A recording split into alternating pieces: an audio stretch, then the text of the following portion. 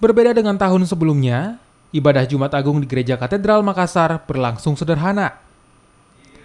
Melalui live streaming, umat Katolik mengikuti ibadah dari rumah masing-masing. Ibadah Jumat Agung yang digelar 2 kali berlangsung di sore hari. Meski digelar secara live streaming, namun tidak mengurangi esensi dari ibadah itu sendiri. Dalam ibadah Jumat Agung juga memasukkan tema tentang pandemik dalam doa yang dipanjatkan di seluruh dunia untuk kebaikan bersama.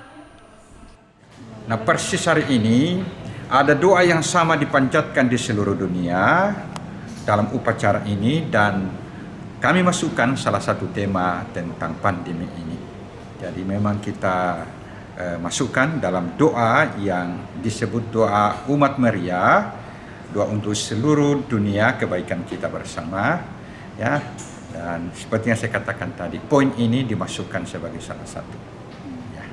Apa yang membedakan Jumat Agung kali ini dengan Jumat-Jumat Agung yang lainnya, Pak? Kalau boleh tahu. Oh, sangat jauh berbeda ya. Jadi kita sekarang betul-betul mengadakan upacara dalam kesederhanaan, betul ya. Kita lihat sendiri apa adanya, tapi tidak mengurangi esensi dari perayaan ini. Ya.